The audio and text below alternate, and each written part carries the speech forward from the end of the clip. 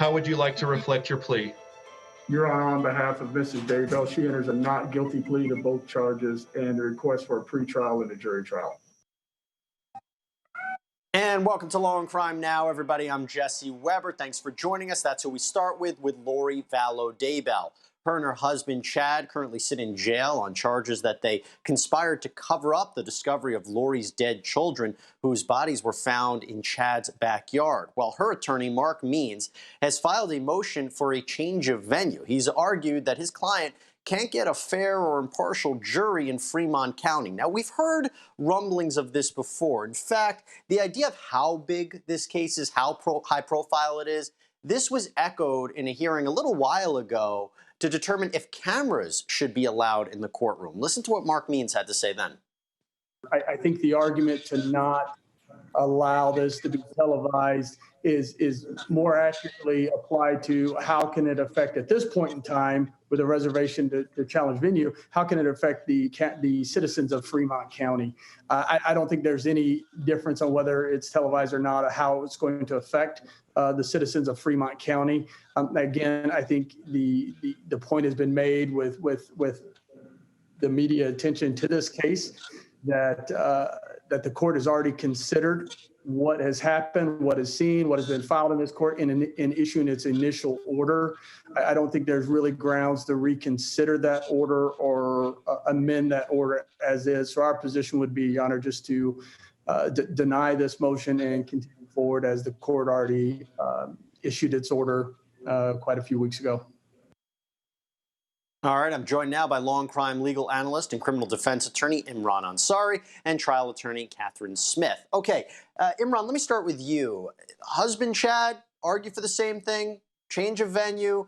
You think she's going to get it here? And if so, where could this be moved? Because this is a very high-profile case. A lot of people are following it. Sure, like you said, Jesse, this argument has already been made in this courtroom, and it was denied. Anytime you have a really high-profile case, you can expect that the attorneys for the defendant is going to file one of these motions, a change of venue motion. Now, this day and age, with social media, with online news, and literally at your fingertips, at your phone, you could access any sort of news stories and all that. It's getting more and more difficult to find a venue where there is no taint, right? No media taint. And you get a fair and impartial jury that has not necessarily heard about the case previously, and they could render their verdict on the evidence in court and that evidence alone, and not some newspaper articles or TV shows, right? But that's becoming increasingly difficult. So we already have a denied motion here by Chad Daybell. I don't think that this one is going to be granted.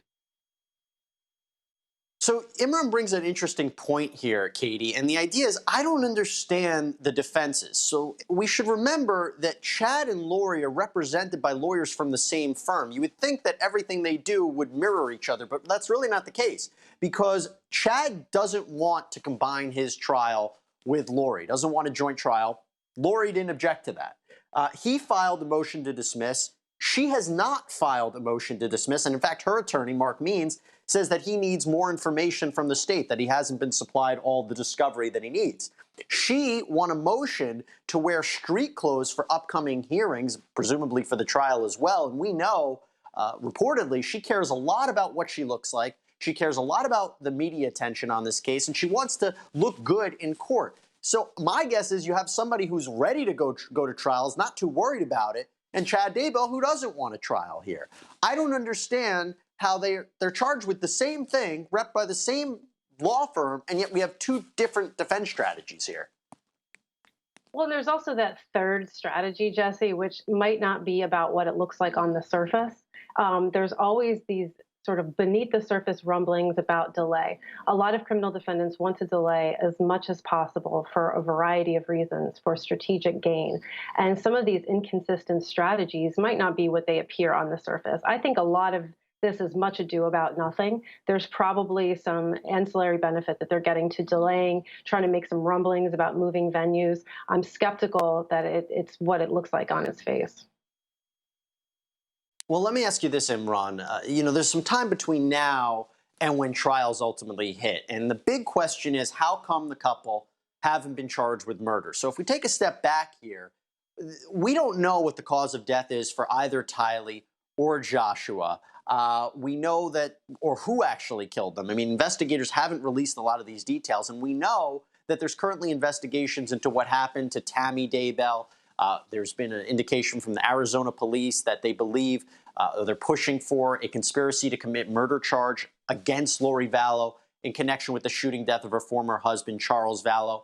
Do you think that there's cooperation going on between these different departments, these different jurisdictions to say, hey, listen, let's see what we find out what happened here with Tammy, with Charles. Maybe it's the same kind of method. Maybe it's the same kind of scheme before we throw murder charges at either Chad or Lori. Is that what's happening here? You know, Jesse, I used to be a prosecutor, and there was many times that my office, which was the Brooklyn District Attorney's Office, would be coordinating an investigation with another agency or another law enforcement office. Sometimes it would be the Eastern District of New York, or the Southern District of New York, and the federal courts, and the U.S. Attorney's Office. And we would share information, right? And these prosecutorial bodies, they want one thing. They want to have evidence, and evidence that sticks. Evidence that will bring a conviction and prove their case beyond a reasonable doubt. So I have no doubt that these agencies are talking, these investigators and law enforcement individuals are talking, they're sharing information. And, if they don't have the evidence now that would support a murder charge, then, they're still investigating, and they're not going to bring it until they're confident that they can get a conviction beyond a reasonable doubt. And this literally becomes a situation where we have to wait and see. Clearly a case that we have been following, and talking about cases that we've been following. I want to switch gears and focus on Elijah McClain. This is the young man out of Aurora, Colorado, who died after a police arrest gone wrong. You might recall that the body cam footage showed officers stopping McClain, thinking that he was suspicious, even though there's no evidence that he was doing anything illegal. After things had escalated and paramedics were called, they injected him with ketamine. He went into cardiac arrest and died several days later. Well, now the city of Aurora has temporarily banned the use of ketamine in emergency situations pending the outcome of the McClain investigation. So I want to go back to actually that body cam footage. You'll see the moment when he was injected with ketamine. Watch. Just drive your knuckles right there. You don't have to put pressure until he moves. All right? So we got 500 to ketamine? Yep. Awesome, thank you. Expiration 5/20/20. Okay. All right. Just drive it right behind his ear if he fights, all right?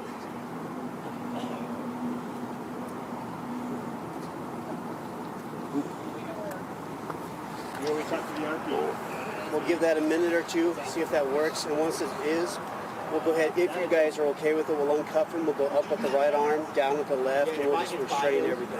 We'll give that a minute or two. All right. Hey, Woodyard, Rosie, here in a minute, once this medicine kicks in, we're going to uncuff him, put him on the bed, and then we're going to restrain him, soft point him to the bed. No, you're okay. I got it. You guys have any extra gloves on you? My back pouch right here, dude. That's right here for you. Okay.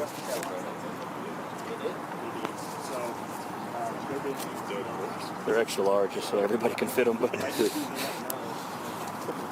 Just to fill you in, who was contacted while walking down the street wearing like a wrestling mask or something like that.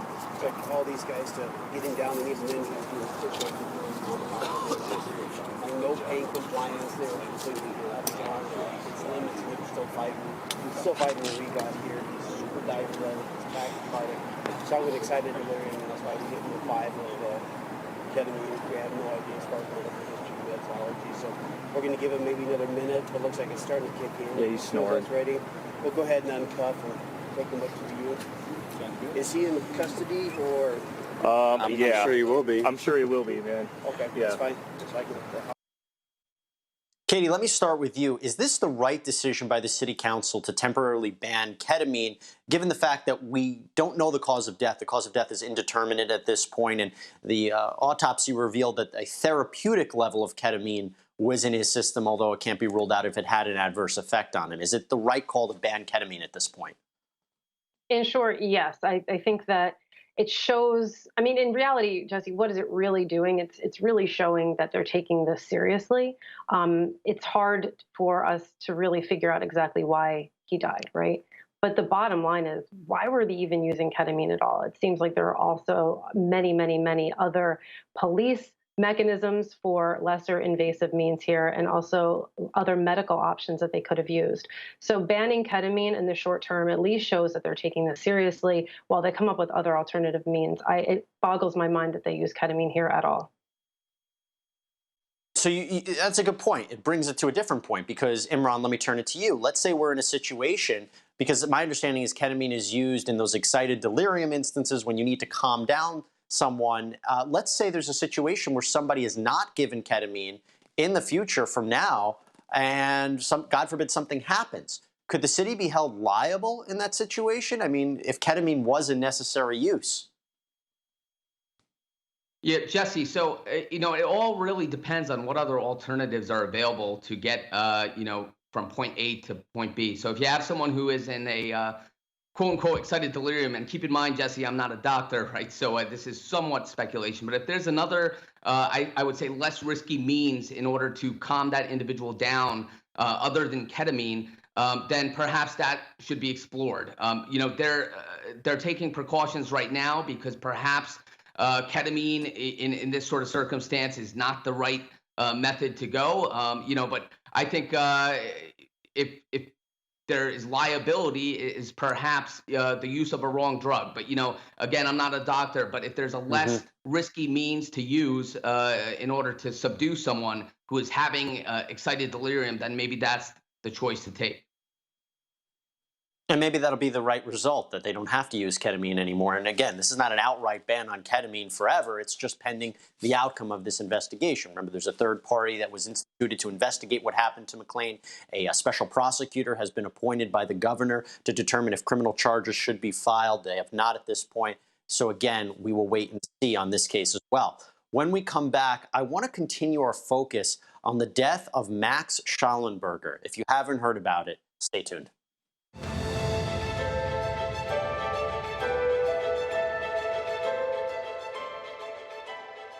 Each defendant faces one count of criminal homicide, one count of endangering the welfare of a child, and conspiring with one another to commit these heinous acts. Put simply, these two defendants are charged with starving, neglecting, abusing, and killing their own son. We're continuing our coverage of the death of 12-year-old Max Schollenberger. Didn't get a chance to really talk about it as much as I would have liked in our last show. Remember, he was found dead, lying in his own feces. The state said that he was living in a locked room. The windows were boarded up, one bed, no bathroom, just absolutely horrific when you're thinking about this. Now, the boy's father, Scott Schallenberger, his fiance, Kimberly Maurer, they've both been arrested. The community is absolutely shocked. They're saddened to learn about this. A lot of people didn't even know that Max existed. A vigil was held in Max's honor called Lights On for Max. It doesn't get sadder than what you're hearing. Now, in order to get a better understanding of what happened to him, let's turn to the DA when she talked about the findings of the autopsy. Dr. Michael Johnson performed the little boy's autopsy. He examined his tiny body. He found atrophied limbs containing little to no muscle mass. He found weakened bones consistent with starvation and malnutrition. He found evidence of ongoing, constant, and consistent neglect. And throughout that little boy's body, he found hemorrhaging and internal bleeding. In his final opinion, Dr. Johnson stated, Max Schollenberger, age 12, died of blunt force trauma, complicating starvation and malnutrition. The manner of death in this case is criminal homicide. Katie, let me start with you. That period of time, and we still don't know how long he was in a state like this, or when he actually died, but that period of time, this is not like an instance of other cases where we covered where a little child falls and then it's a question of did the parent or the guardian, the caretaker, push the child, hit the child. This is over a period of time. How are they going to defend themselves? And I have to wonder, is it going to be a situation where maybe Scott Schallenberger turns on Kimberly Maurer, says that she's mostly responsible, or maybe Maurer puts the blame on Schallenberger? I'm just speculating at this point, but I'd like your perspective on a defense here. I mean, it is a really, really tough defense. I mean, no one has any pity for this type of purposeful neglect. And like you said, Jesse, this isn't a one-off. This was their entire lives, or they hid that child's life. And so it's really hard to do oh, well, this one did it, because ultimately they were both willingly living in this situation where they were hiding this child's existence and torturing him the entire time. That said, oftentimes you see the defense of one of the spouses felt scared of the other one, and they point fingers in that regard, or there's a plea of insanity. Those are really the only ways you can go with this, and I don't know what they're going to choose, but it's going to be a real tough one. Well, what makes this tragic, and there's a number of things that make it tragic, is that the fact Max wasn't the only child in the house. Let's go back to that press conference. You're going to hear the DA speak about who else was in the house. Now, our detectives also investigated the nature of the household. And what we found was that these two defendants have biological children together. Those children reside in the same home where Max Schallenberger was abused, was neglected, and where he died. And those children, their children together, all appeared happy, healthy, and well cared for. Those children go to the doctor, and those children went to school. We interviewed the other children in the home. They would describe the foul stench that emanated from Max Schallenberger's bedroom, how they were told to ignore him and to not talk to him. One child described when our defendants would enter that little boy's bedroom, that child would scream and he would cry. They described the parents discussing with one another the bruises they saw on that little boy's body when they went into his room. When we examined the household, every other room was normal. There was an abundance of food in the kitchen and in all of the cabinets. And that food clearly went to feed every other person inside that household besides Max Schallenberger. In summation, the only child who suffered, who starved, who spent the entirety of his life covered in his own human waste was our little boy, our murdered victim, Max Schallenberger. Imran, let's focus on the kids for a second. My perspective, you correct me if I'm wrong, is that this basically says, look, these parents, if you want to call them that, they had the ability to take care of this child, and yet they did not. This is not a case of destitute living and they had no choice. This is just the way it was. They took care of others, they took care of themselves, and yet they chose not to. Also, are these children, besides giving statements to the police, could they be called as witnesses at an upcoming trial? Yeah, Jesse, and yeah, very much so. They could certainly be called as witnesses at an upcoming trial. They most likely will be appointed a guardian ad litem to protect their interests, but they could certainly become witnesses for the state. And I think you see the district attorney essentially giving her summation at this press conference. So I could pretty much guarantee you, Jesse, that no jury will ever hear this case, because it is so egregious that most likely the defense attorneys for these two are going to approach the DA and say, what's the best offer you can give me? And they shouldn't be expecting much. But I highly doubt this thing is going to go to trial, because it's so egregious, it's so heartbreaking, that I can't imagine a jury wouldn't throw the book at these individuals in terms of a conviction, and then the judge throw the book again in terms of a sentence. So I think you hear the summation itself from the DA at that press conference. And yes, it's so egregious that the other children were treated with care, with love, where this poor soul who died way too young was treated in the exact opposite fashion. I think this is an egregious case. I don't think a jury's going to actually hear it, because really it's a conviction in the bag for the prosecution. Yeah. And as the DA had explained, the death penalty is off the table because apparently it doesn't meet those aggravating circumstances under that state's law, which is a bit surprising. Now, Katie, I have to ask you a question that many people are wondering. Could this have not happened? Could this have been prevented, in the sense that there was no child investigation at any point, there were neighbors who didn't even know this boy existed. The last time that he went to the doctor was 10 years ago. But he's a human being. How does no one know about him? How does no one check up? How is there no follow-up? And we even heard at one point during this press conference the state being questioned, well, you discovered the boy months ago, and now you only arrested the parents now. This delay. And she said, look, you know, there's time for an investigation. We wanted to interview all the witnesses, get the autopsy findings. We wanted to understand what happened here. But could this have been prevented in some way? Because the idea of a 12-year-old being locked in a room and no one knows about him, I've never heard anything like it. Yeah, it's crazy. And we were talking about this off air about what conditions really lend themselves to this. And, you know, I'm from rural Pennsylvania. This area of Pennsylvania is not dense in population. And I personally think that that lends itself to the ability that these things can be more easily hidden.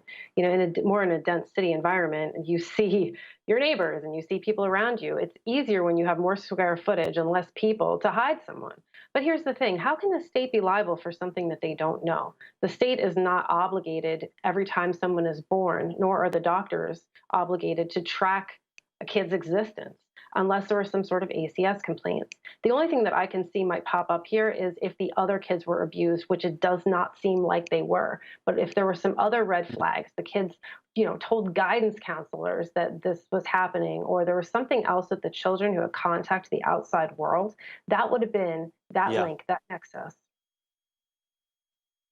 And look, we just have so many questions, and hopefully as time goes on, we'll get answers to those, including what is the motive of this alleged crime? And number two, how did investigators find out about this? We heard there was perhaps Maurer spoke to a neighbor, but we'll find out more. Imran, Katie, thank you for joining us. Everyone out there, thank you for joining us. Until next time, stay safe.